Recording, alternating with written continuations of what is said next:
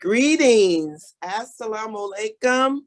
My name is Dr. Gloria Bashir, and I am welcoming my Muslim friends and family, my Christian friends and family, and new converts to Al-Islam. I welcome you today. I greet you with the greetings of peace. Assalamu alaikum. Today's topic is one that's very interesting to me, and I hope that you find it interesting. But first, I'd like to welcome you all on behalf of Masjid Al-Taqwa and myself, Dr. Lionel Allen, as well as Dr. Aisha El-Amin, our chairperson of this committee. And we welcome you. We look forward to continuing to have our Sunday Taleems, and we hope that you continue to join us. So again, welcome. So with regard to today's presentation, we've all experienced during this pandemic so many different levels to our relationships, the relationships in our lives. And we've watched our politicians, our authority figures, our police, our military, and we've watched some very interesting developments. These are people who were normally very, who we trusted, right? Who we had a lot of faith and confidence in, or at least I did. But during this pandemic, things changed a bit. And we began to recognize lots and lots of very inconsistent behaviors and lots of toxic relationships develop. So today's topic is toxic relationships and how to recognize them and a path forward. So I encourage you all to really ask lots of questions. Feel free. I want you to jump in. Because we want this to be very interactive and very lively. So I'll get started. So our first slide is just a depiction of, what toxic masculinity kind of feels like for many people. And that would be abuse and violence and grief and sadness, right? But, our brothers, and we love and support them. So we don't want to just label them, in this way, right? Because we know our sisters can also display some toxicity. So before you start blaming the brothers, keep in mind that your toxic femininity is just as dangerous. So I want you to just put a pin in that, and we'll circle back to talk about these things. So first of all, what is a toxic relation, right? Or relationship? So a toxic relationship is one that is emotionally and physically damaging to one's partner.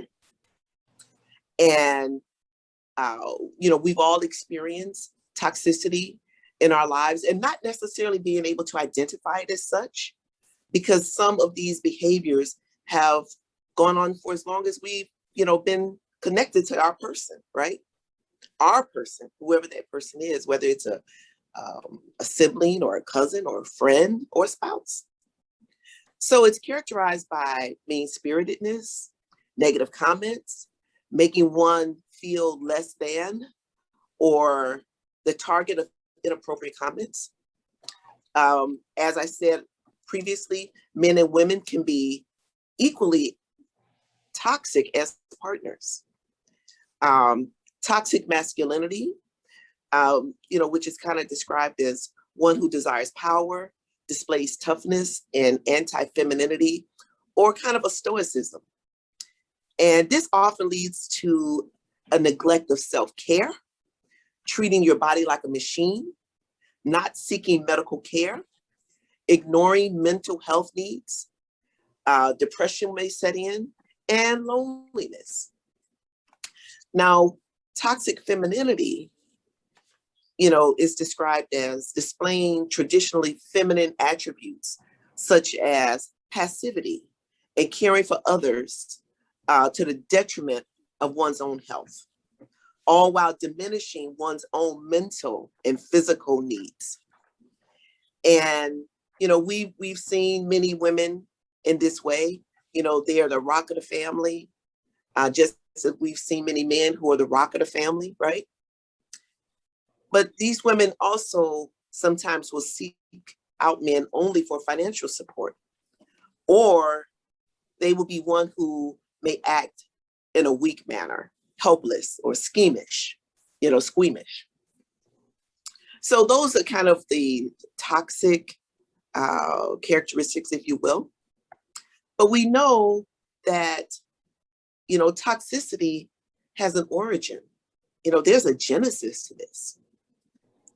And so trauma is really, in my view, at least, the origin of toxic attitudes and relationships. Trauma is an emotional response to physical or emotional events, such as natural disasters, and yes, of course, pandemics that damage your self-esteem, your self-confidence, create strained relationships, and physical symptoms like headaches and chronic pains and hypertension and a host of other medical conditions, because it creates stress. Childhood trauma can also cause significant pain and damaging effects on the brain. Trauma actually rewires the brain. Many people have heard about that with regard to post-traumatic stress syndrome, PTSD. It rewires the brain. Childhood trauma triggers chronic stress and chronic toxic stress, thereby rewiring parts of the brain that sometimes lead to shock, lingering grief, or denial. Toxic stress also alters parts of the brain that influences our emotional and physical responses within the body that contributes to mental and physical health deterioration. Again, I talked about hypertension, chronic pain, even diabetes. And that's another conversation, right? The stress, the effects of stress on your physical body and your health. So, in my view, intergenerational trauma and the toxic effects on families and your relationships are significant in terms of how we operate day to day. Intergenerational trauma is defined as a way to explain years of generational family challenges that, in effect, have been unconsciously passed down the family tree. So just think about that a moment. When we watched our aunts and our uncles and our grandparents, right? And how they pass things, how things are passed down. So not just recipes are passed down, right? But behaviors are passed down as well. There's an old saying that the apple doesn't fall far from the tree. The learned behaviors that create an emotional disconnect that leads to generations of emotional distance, defensive behaviors around the expression of emotions, and of course, the big denial. Denial is actually it's a defense mechanism, and is the most primitive defense mechanism. So when all else fails and you don't know what else to do, when you're dealing with stress and you're dealing with anxiety and you're dealing with pressure, folks tend to resort to denial. I didn't know about that. I didn't do that. That wasn't me. African American families have been greatly impacted by intergenerational trauma, given our history of enslavement, Jim Crow, systemic racism and discrimination, and so many other complex, issues. And this is just what I'm saying here is just the tip of the iceberg. Many people are unaware of intergenerational trauma and therefore cannot develop insight, causing one to engage in either denial or the minimalization of past and current traumatic events. So again, looking back in your family histories and how, who was the disciplinarian and how was that handled, right? Who was the scapegoat in the family and how that was handled. Intergenerational trauma and the toxic effects on relationships and families. So intergenerational trauma is often the result of inherited, as I said before, or intergenerational struggles with emotions that lead to internalization. In other words, you just really, grab that issue and you hold on to it, make it a part of yourself. Denial, developing abusive patterns, such as striking out at others, and I don't mean necessarily a physical strike, but a verbal strike. Use of alcohol and drugs as well. And something that's a little more subtle, but becoming highly rigid in an attempt at really controlling your own self. But in the process, you also try to control others. So the question is, how does one heal from toxicity?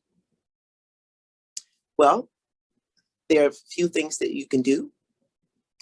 And self-reflection, meaning that you first must really take some steps to try to recognize, what your emotional responses are, how you really handle things, okay? And determine if that's a problem, am I handling this appropriately? Or am I scapegoating? Or am I being defensive? Or am I angry? Then you must have a desire to change.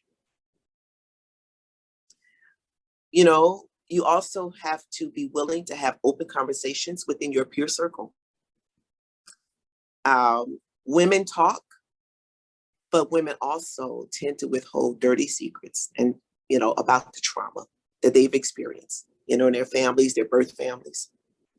Men often bond around common interests, but they never really talk about their health or their sensitivities or their struggles because they don't want to appear weak. So the willingness to open yourself up and to have those important conversations, that's a pathway to healing. Counseling and therapy with culturally sensitive, aware professionals, if you feel that will propel you to the next level of healing, right? Recognizing the gaslighters in your life. Gaslighters are those people who try to convince you that you didn't really see what you saw, or you didn't hear what you heard, and that they didn't say what they said or did what they did, right? And the biggest thing from an Islamic standpoint, from a Christian standpoint, I believe as well, and that is to lean into your faith for guidance. Lean into your faith. When you are having your private conversations with Allah, with the Creator, right, with our Lord, lean into your faith. So I'd just like to, for our Christian friends on the call here, this is an ayat or a verse from the Holy Quran, the 3rd chapter, 8th verse. Our Lord, let not our hearts deviate from the truth after you have guided us, and grant us mercy from you. Truly, you are the bestower. Lean into your faith, brothers and sisters. Next is respecting, respect, right? Which is the anchor, in my view at least, of healthy relationships. So is part of that anchor, there's accountability, admitting mistakes when you're wrong, and taking responsibility for attitudes, behaviors, and values that are in your psyche, right? After you are awoke, right? After you are aware. Honesty. Communicating in an open and authentic manner. Now, just taking a pause here.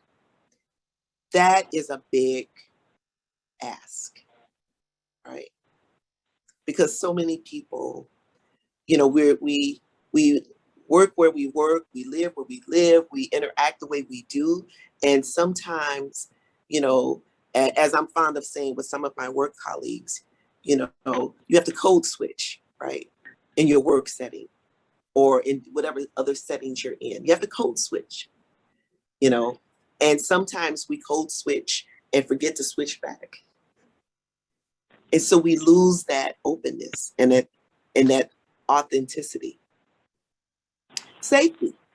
Refusing to engage in intimidation and manipulation, and respecting the physical space, and expressing oneself without aggression. Support. The choices of others, displaying an understanding and tolerance. Being a good listener and allowing what I call space and grace when you are feeling emotionally challenged. And space and grace is not my phrase. I borrow it from someone I know, but I find it so appropriate. Space and grace. We all need space to grow, but you have to allow yourself grace because we all make mistakes. We are so flawed, right? So cooperation, making decisions together, accepting change, and being willing to compromise. And that really allows you to have and develop win-win solutions within your relationships. And again, this can be relationships with your person, your significant person. It can be with your child. It could be with siblings. It could be with coworkers, but being able to develop those win-win resolutions. And trust. Taking someone at their word, giving a benefit of the doubt, recognizing that we all have flaws. Again, space and grace. So just a little something to consider in terms of what healthy relationships, and healthy love, healthy relationships can look like.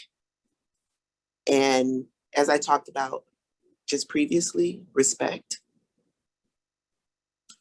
acceptance,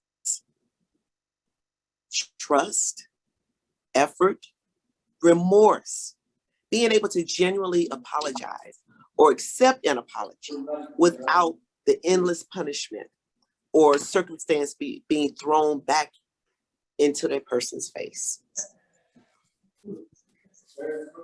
Balance.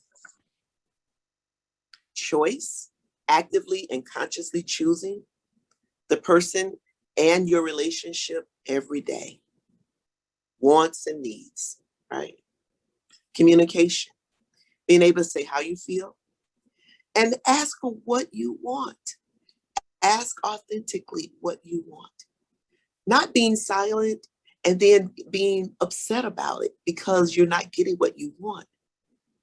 But you have to communicate first. Ask what you want. Being able to let your partner know, your sons and your daughters know, your friends know, your siblings know, let them know where you are, where you're at, and what your expectations are. And not expecting them to read your mind. unity, making that shift from me to us with whoever the important people are in your life, right? And then empathy, being aware, present, and loving. So those are just some ways to be able to detoxify the relationships in our lives. It's a big job. There's a lot of responsibilities to do that.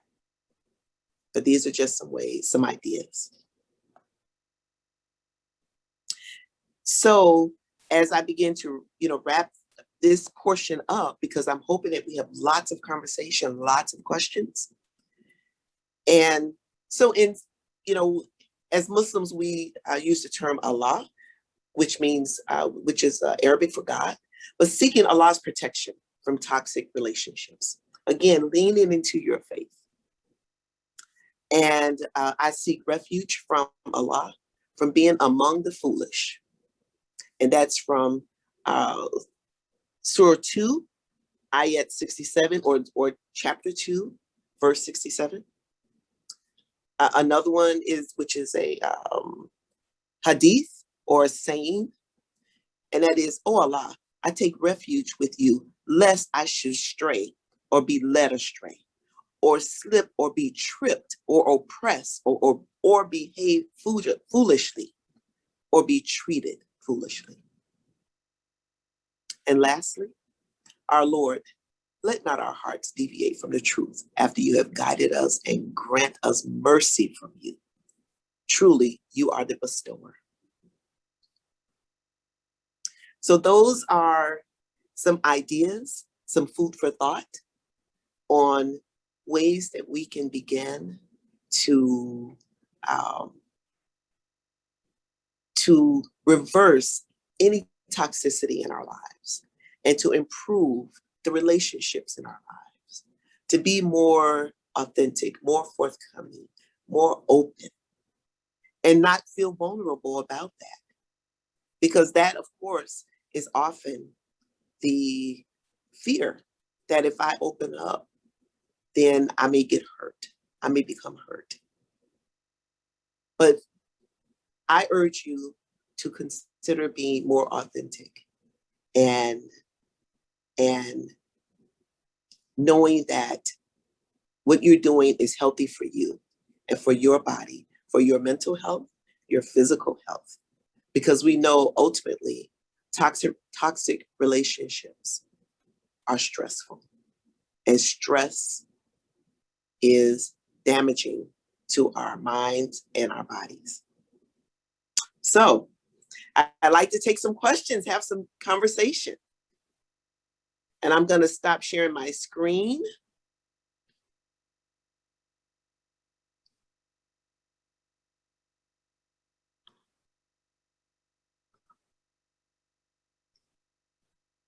Okay. Any questions, dialogue?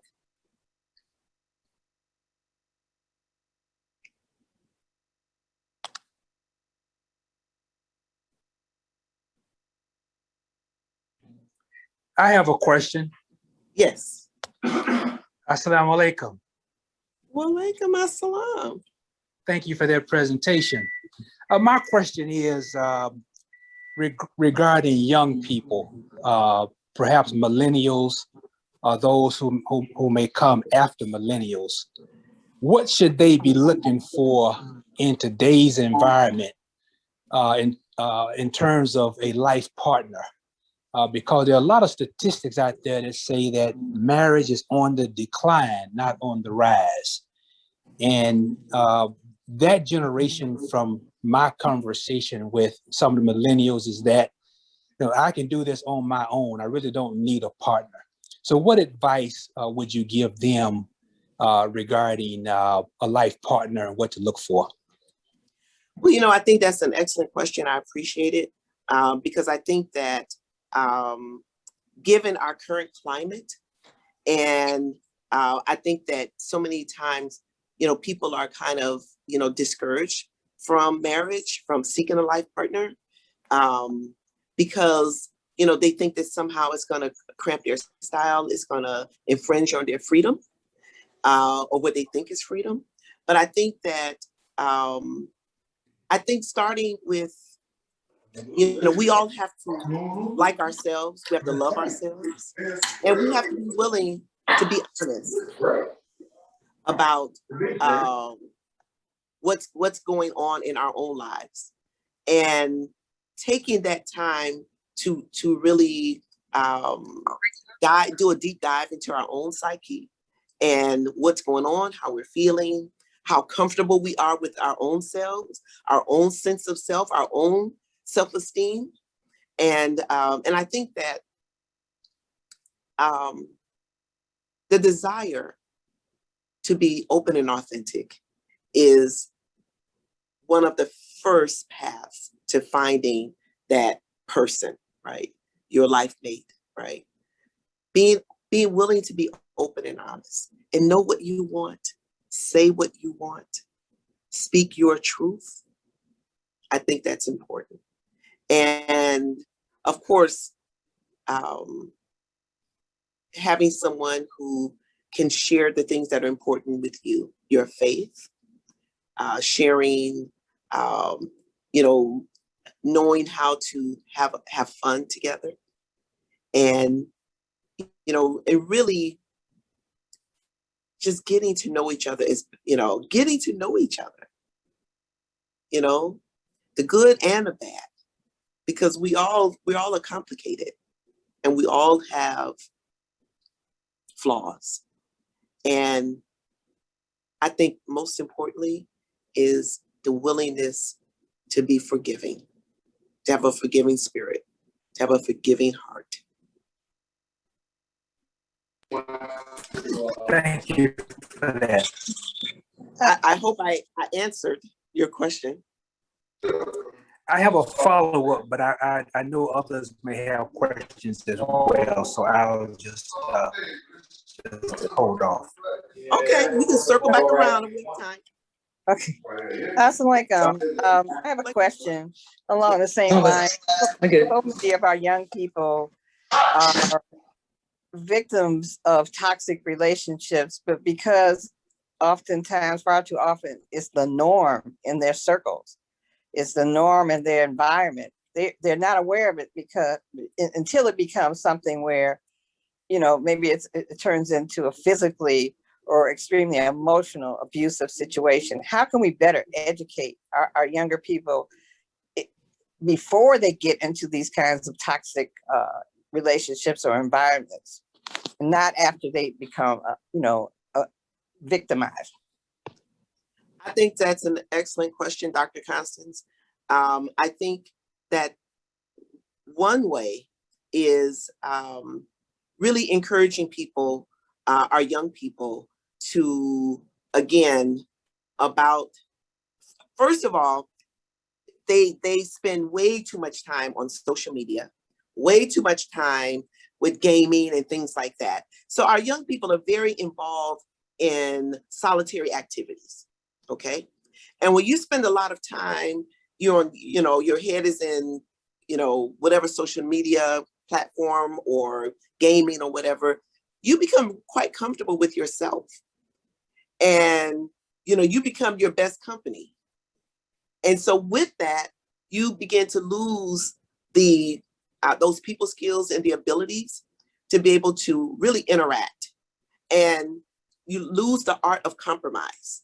You lose the ability to really self-reflect, because you're your own company. And, you know, so you think that everything is good, you're doing good. And so one of the things that I do encourage, even for my own children, and that is, you know, you really need to, you know, put the social media down. You need to have conversations. What I find is that when we have young people in our home, when my children are home, you know, they don't know the art of conversation. They're all in their respective corners and they're texting each other and not talking to each other. So I think that having them to have a encouraging them, I should say, to really limit their social media time and get out, interact with other people, and have lively discussion, have dialogue about things. I think that that allows you to grow. Because as I said, and even given our current work environment, with the pandemic, you've got so many people working from home. So we don't even get the benefit of working with other people. So not only are you spending your downtime on social media, your work time is all by yourself as well. And so I think that people, our young people need to have more opportunity, take more opportunity to interact and engage with others, so that they can actually get to practice that art of exchange, of conversation. And that's because that's something that they don't do a lot of. They young people, I find, and maybe some of you who are on this call can chime in about this, but I find that young people are actually quite impatient because they spend so much time doing just what they want to do and not really interacting with other people. So they become quite impatient. For those of us who are older and may struggle a little bit with technology, if you ask, oh, well, can you help me do this? They'll just take it out of your hand and let me just do it, because they don't have the patience to just go, well, let me show you, there's a technique here. So I think that getting them to be more interactive and more engaged with other young people, so that they can really learn how and build those social skills that are frankly kind of lacking these days. Did that answer your question, Dr. Constance? Yes. And I just want to make one other statement, and you touched on it, that, the COVID has just made it worse. I mean, it was a problem pre-pandemic. Now it's almost like you have to retrain them to even get back to where they were before the pandemic started. So it's a challenge. You're right. I think more social face-to-face interaction will help that. We have to, now reorient people into what safe spaces now. You know what I'm saying? So thank you very much for that answer. Yes, I do. You're welcome. And I do agree with you. We really do have to reorient them to safe spaces. I agree. Dr. Gloria, I have a question. First, thank you for the presentation, and thank you for acknowledging that it is problematic to lump all men in the same category, right? That the term toxic masculinity does not apply to all men. One of the things I struggle with is the feeling that the term toxic masculinity is in fact a term that's been used, maybe inappropriately, to attack manhood in total, right? Like there are certain qualities that come with being a man, attributes, character traits, values that at one point were, I think, attractive, and now with gender bending and folks being able to state their gender preferences despite their biological identification, there seems to be an attack on those of us who subscribe to traditional understandings of what it means to be a man. How do you reconcile the two, right? How do you reconcile the attack on manhood versus what you're calling, toxic masculinity, or what the field is calling toxic masculinity? And how do we draw a clear distinction between the two? I don't know if that question makes sense, but I'm really looking for an understanding of how we draw a clear delineation between those two terms. Excellent question. I think that with regard to what we know as, traditional men, right? Men who value their family, men who value work, productivity, right? And examining that whole concept of toxic masculinity, the differentiation from my viewpoint, at least, is that when our traditional men who we all love, right? And again, not grouping all men into that category, because women have been called toxic as well, toxic femininity. But But looking at those traditional men, what I how I'd like to differentiate, I guess, would be that this is a traditional man who is open with his emotions, right? Who can own his emotions, who's comfortable in that, and feeling in that body space with you know, it used to be said, you know, real men don't cry, right? When I was researching this topic, there were so many commentaries about man up, don't, you know, real men don't cry. And that is what creates the toxic masculinity part, by thinking that, you know, real men don't cry. Real men cry. Real men hurt, right? And so crying or being emotional is not an attack on manhood. It's an affirmation of your humanness. And with regard to the toxic piece, if you will, you know, those are the people, the men, again, not grouping, but those who can't own their emotions, and then they withdraw. And being withdrawn, you know, again, creates problems, you know, physical, emotional problems, and so forth, right? So that's how I differentiate. It's being a man who's comfortable in your own skin with expressing your emotions, and being, you know, being able to live your life to the fullest in that way. Thank you. That's very helpful. I appreciate that. You're welcome. Hello, I have a question. Yes. Yes, this is James Cook. How are you doing? I'm good, thank you. How are you, Brother James? I'm doing real good, I have a question about marriage. Yes. I have two daughters, and I told them when they were in high school, I said, you know, you should go to college, get your degree. If you're going to get a master's degree or advanced degree, get that. And then after you get all of that, you know, travel, try to enjoy your life. Don't, you know, and the bottom line is that I told them that they shouldn't marry the first person that asked them, because, you know, especially if you're still really young, you want to be able to travel, enjoy your life. And then, you know, as time goes on, you know, you find that person that you want to marry, that life partner. So what are your thoughts about, you know, me saying to them that, you know, get your education, get your good job, enjoy your life, travel, and all of that, and then think about getting married? Well, I think that, you know, first of all, they have to know their heart, right?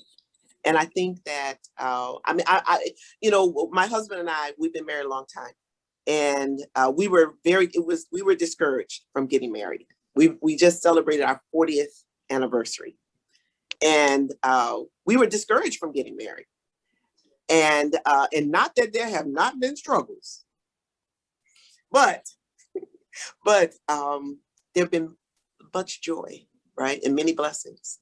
And so I think that they have to know their heart, and they have to know their self. You know, I think that for our daughters and our sons, having the support of family helps to make a marriage successful at whatever age.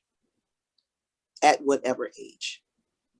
And I also want to say this, that I think that, you know, sometimes because, you know, our children are close in age, James, that the older they get, and we know how old our kids are now, right? The older they get, the more set in their ways they are, and the less flexible they become. And not that they have to bend to the whims of any particular person or of their person, but being young, you know, there are many benefits to marrying young, and that is you have greater tolerance. The older you get, the less tolerant you are, and the more set in your ways. Know, I'm sorry. No, set in your own ways. Yes. Right. And the more you are about, I'm not taking that. I'm not doing that. You know, the first sign of a problem, then it's like, this is over, right? But when you're a little younger, you tend to like, well, you know, you have a little more tolerance, a little more patience. And a lot of that is not because you're so fabulous because you're younger, but because you're still learning and you recognize that you're still learning. So I think that they have to listen to their hearts, their real hearts. And I don't mean the heart that, you know, makes sure, you know, you go flutter because you see that person, right? As when I was a kid growing up West Side, it was called, you know, make your liver quiver, right? Not that heart, but you know, it's your intellect, right? The heart that's in here, that's in your brain, and the heart that beats in your chest. And so it's having a rational love, it's having a sensible love, it's having an intellectual love, someone who you can relate to on an intellectual level, someone who you can relate to, you know, with having fun with. And so there are all those components that if our young people can find those components in a potential mate, I say go for it. But you gotta, again, know who you are. Because so many times we don't really, you know, we don't really know ourselves until we're really challenged. So that's a good question though, James. Yeah, well, I appreciate it. You make some really, really good points, and I really thank you very much. You're welcome. Thank you. Assalamu alaikum, Sister Gloria. Yes, walaikum assalam. How are you today? Alhamdulillah. I very much appreciate the subject matter. I would like to make a few reflections on what you have brought us today. Yes. And the term toxic, and the opposite of that is to detox. And quite often we think about detoxing in the health of our bodies. But I think what we're talking about here is a broader issue, not only the individual, but in our society, because we look at good health in the individual and good health in society. And as individuals, we're individuals in a larger group, the group of society. But I would like to reflect upon something that we've come just out of Ramadan in the area of what you're discussing. And we're talking about this toxic situation that we experience and its negative aspects that we have upon us. And if we look at the practice of Ramadan, I think it has some value to us in what we're discussing. For one thing, during Ramadan, we're reading the Quran. The human being is not like other animals. We have to be educated. We have to have guidance. And if we're not given that proper guidance, and I think you were mentioning this too, as we come up in society, if the individual is not given proper guidance in how to look at aspects in the social order, how they should treat their wives, how the wives should treat the husband, how the male should treat the female. These are things that we learn through guidance and through education. Also, during that period of Ramadan, we're practicing to control our urges, our physical urges. And these are the same things that we have to control in our social interactions with individuals and society too. So in that process of Ramadan, we're learning to control those urges that are naturally good to us. Food is good to us, water and drink, sex is good to us, but all of those things have to be controlled within its context. Another thing during Ramadan, and I think in the toxic subject matter that we're talking about, during Ramadan, we have to control our anger. We know that when when anger comes in, intelligence goes away. And the human being is an intelligent being, and he has to act in that respect in everything that he does. One other aspect too during Ramadan is our compassion, the feeding of the poor. So our compassion too is reflected upon during this period of time. And those compassions has to be a part of that human makeup and prevent any toxic situations. One other area too is our Taraweeh prayer. We come together in Taraweeh prayer as both individuals and community. Yes. And it makes a reflection upon us that not only are we individuals, but we're part of the community. And when we're acting, let's say in a toxic manner, we may not be reflecting upon that aspect that we're both community and we could injure people. So those are some of the reflections that came to my mind as you gave your presentation. I thank you. A lot of what you said really reflects balance. So it's emotional balance, it's spiritual balance, it's physical balance, right? Yes. It's intellectual balance. Because we can, it's so easy to go too far in either direction. So a lot of what you said was really about being a balanced person. So I like that. Thank you. Any other questions? I think that, again, reflecting on the toxicities, right? The toxic masculinity, toxic femininity, that doesn't speak to any of us, as a whole, but it's really about those negative influences that, sometimes people learn, they creep into our lives. And so my hope is that talking about it will bring awareness, and not for, but just awareness, and so sometimes even the people who we interact with, not us, not, directed at anyone, but just who we interact with. And then you could begin to recognize that, whoa, those kind of behaviors, because sometimes we, endure these behaviors and not really able to identify that, like, what's going on here.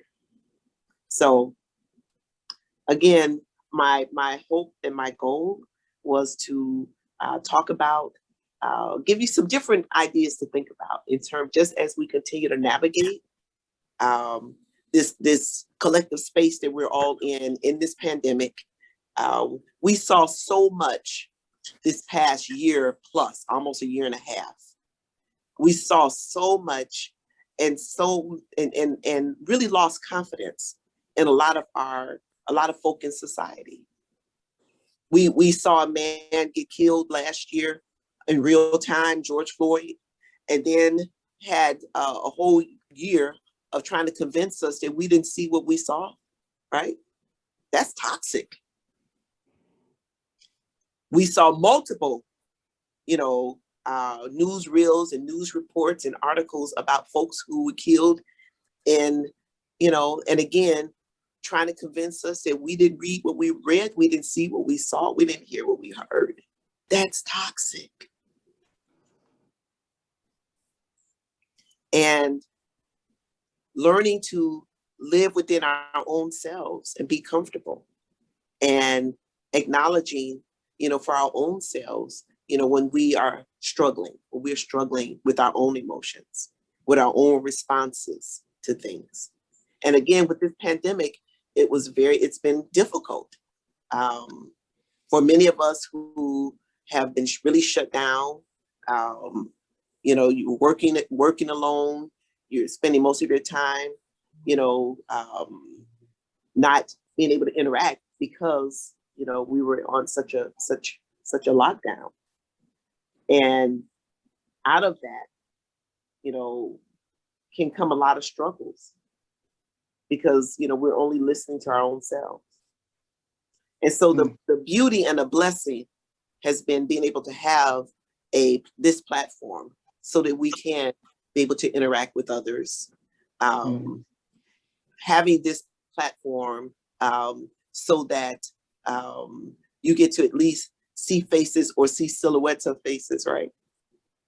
And being able to, reestablish those connections so that we can shore up our better selves, so we can shore up that humanness that you begin to kind of, takes a hit from these difficult times that we're living in. So that was the hope, that was the goal. And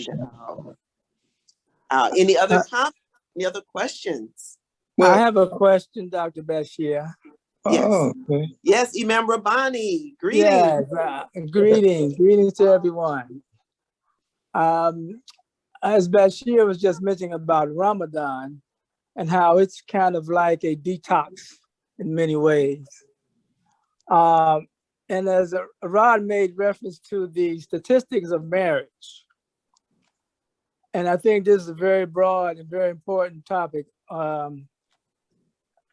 Has there been any studies that you know of that looked at the post-traumatic slave effects that contribute to this state of toxicity and also maybe reflected in these the data in terms of divorce, marriage that Rod made reference to? Has there been any, or does there need to be one?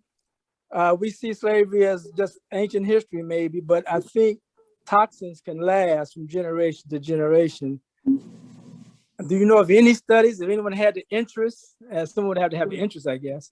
Yes, well, let me say, I didn't run across any studies per se, but there are volumes of literature out there about that. And I made some reference to it, because, we're limited in time. I didn't do a deep dive into it, but that was my reference to the intergenerational trauma coming from slavery, right? Coming from having your families ripped apart. And I mean, there is so much, and I so appreciate you bringing that up because that's real. When, in my lifetime, when you had families who, if the wives, if the men and women weren't married and they had children, they couldn't live together. Okay. And that did so much to destroy Black families. Yes. It was horrific. And I mean, some of you, and I'm dating myself, but some of you probably remember the movie Claudine. Yes. Yes. And how the two main characters, Diane Carroll and I forget his name. James Earl Jones. James Earl Jones, yes. And how every time he would come over, if the welfare department was coming to check, they had to get rid of stuff. They had to, because you couldn't have an iron, you couldn't have, you couldn't look like you were living a whole life. You couldn't have anything that looked as if, you were succeeding, right? And so there couldn't be a man in the house. And that went a long way to destroying the Black family. That went a long way to destroying the Black family. And this was, and that was when, public aid and welfare and all of that did means testing and all of that kind of thing, and which they no longer do. But that's what started really destroying and taking the Black man out of the home because he couldn't be there. Otherwise, support was withdrawn from that family. And they needed the support because Black men were not being paid what they deserved to earn on a job. And so I'm glad you brought that up, because yes, there's volumes of literature out there. Even some of you can reference I think it's the, what is it, the 1619 Project? And the author did just a lot of research in terms of how that slavery and post-slavery environment impacted Black families, and how we are still living that impact today. We are still struggling with the toxicity of that environment. Dr. Gloria, I just want to say, you know, there's a Dr. Joy DeGrye's book called Yes. Post-Traumatic Slavery Disorder, and plus she has plenty of videos on YouTube. But the book itself actually does talk about exercises that you can do, you know, therapeutic exercises to help people to recognize the trauma and to, you know, some behavioral changes. And Dr. Gloria, you know, and we talked about incorporating that as part of the Salam Community Wellness Center, because unless we address that deep-seated, long-standing trauma, all the other things we're trying to do as far as the physical and mental health and nutrition is just going to be undermined. So I pray a lot that this is going to be a platform to talk more about how to incorporate, you know, that in there, because it's so critical. And of course, you're going to be in charge of that, sister. Okay, you know that. I'll go out. Yes. Thank you, Dr. Constance. Imam Rabbani, I'm so glad you brought that up, because I wasn't doing justice to that. I tried to hint at it, but that's a whole deep dive by itself. And I agree, Dr. Joy DeGruy, I believe I said her name correctly. And please go on YouTube. Her work is amazing. And so that speaks to your question, Imam Rabbani. Her work is amazing. The author of the 1619, I believe it's the 1619 Project, and this sister is currently going through a struggle because she is a professor who was on track for being tenured at University of North Carolina. And because of the current political environment, Republicans have come out against her, and she was offered tenureship. You know, she was invited on that track, and they have retracted that because of the work that she's done, that references a lot of what Dr. DeGruy has done, a lot of her work, the slavery and post-slavery experiences of African Americans. I have to mention Thank you so much. Thank you. Sister Dr. Babadi Shakur Abdullah, her wonderful book on Sankofa deals with the same thing. She was ahead of the curve with that. So if you can still you have a copy of that, reread it. It's fabulous. It deals just with that. Thank you. Beautiful. Yeah. So there's a lot of work to be done, brothers and sisters. There's a lot to learn, and I just took a little bit amount just to kind of get some dialogue going about toxicity and trauma and how they're connected and how that spills into the relationships in our lives. But there was an origin, there was a genesis for that. And it didn't start because I woke up this morning or you woke up this morning, right? This started generations ago and was handed down and passed down like an old recipe. But it was a recipe for self-hate, a recipe for family destruction. So I'm glad that you brought that up. Remember, Bonnie, Dr. Constance. Any other questions? Any other dialogue? Well, yes, I had something I wanted. Assalamu alaikum. Yes, walaikum assalam. Yeah, I'm sorry I missed the what was going on, but all that sounds interesting. I'm familiar with the 1619 project and Yes. some of the other stuff that goes on with how to address the issues of being downtrodden and all the above that had something to do with us here and what have you. So, well, I just basically, I guess I wanted to have just a rather a comment and the influence I think that take shape would be that which we can concur with what a good doctor just talked about, and as far as the healing process, if at all, with any of that, with some kind of engagement with people that are participants of that, and inshallah, it gets better, I would imagine. I think that learning what has to do with the Quran and what have you, able to do that, I think that also can be a remedy. Quran is a very phenomenal book if you get to read it and understand where it's coming from in its language. And the more I read it and try to understand it, and the impact is there. And then I listen to other stuff. Oh, you missed out on that today. Unfortunately, one of the brothers that did the Talim, I think his name was Sadiq, he commented on us and on how we was moving forward. And I heard about his son giving the what his son do. His son gave, he read the Quran. He reads the Quran now in the Arabic. He's 16 years old, and how yes, right, it's very wonderful. And more, I like to see more of that with my grandbabies and all of that, because I know that's what has happened to a lot of the communities around the globe.